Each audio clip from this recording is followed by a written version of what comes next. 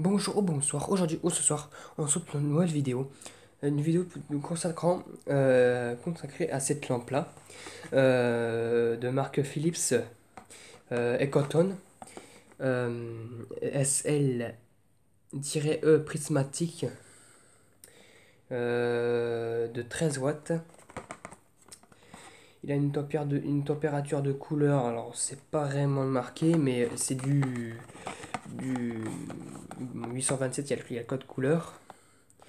Et puis, il a. Attends, comment il s'appelle. C'est du One White, comme ils disent. En fait, en gros, c'est du.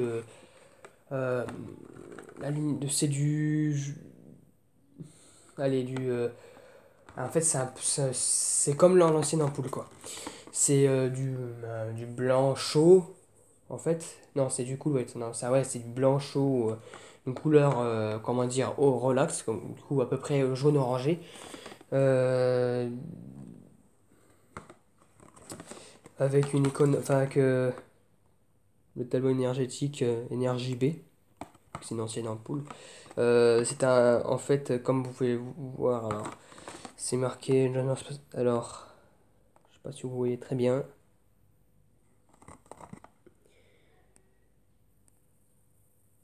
Non, vous voyez pas très bien, c'est saoulant ça. C'est saoulant, c'est zoom. Voilà. Regardez ce qui manquait. Ne pas utiliser le camérateur. Commutation électronique, commutation électronique en fait. Commutation électronique. Cellule photoélectrique, minuterie électrique. Bon, voilà, c'est des. Comment il faut ne pas utiliser avec un truc, bon voilà quoi. Et avec une douille B22 à baïonnette. Euh, du coup, une lampe à ballast électronique qui est juste ici d'ailleurs. Voilà. Bon, il y en a une deuxième, hein. Il y en a une deuxième, hein. C'est quand j'en ai acheté deux.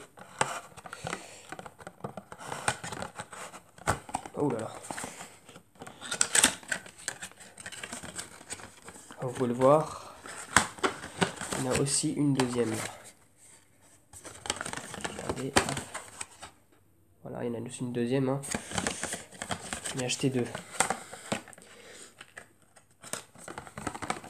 Du coup, on peut comparer avec bon, celle-là, elle est légère. Elle est légère vu que c'est un ballast électronique qui se situe dans le culot, enfin dans le truc en plastique, je veux dire. Que celle-ci avec le ballast fermagnétique, elle est plus lourde. Euh, du coup, on en trouve souvent avec le euh, avec le globe, on peut dire, c'est le truc pour qui comment ça s'appelle? Mince. Le ah, j'ai perdu le nom.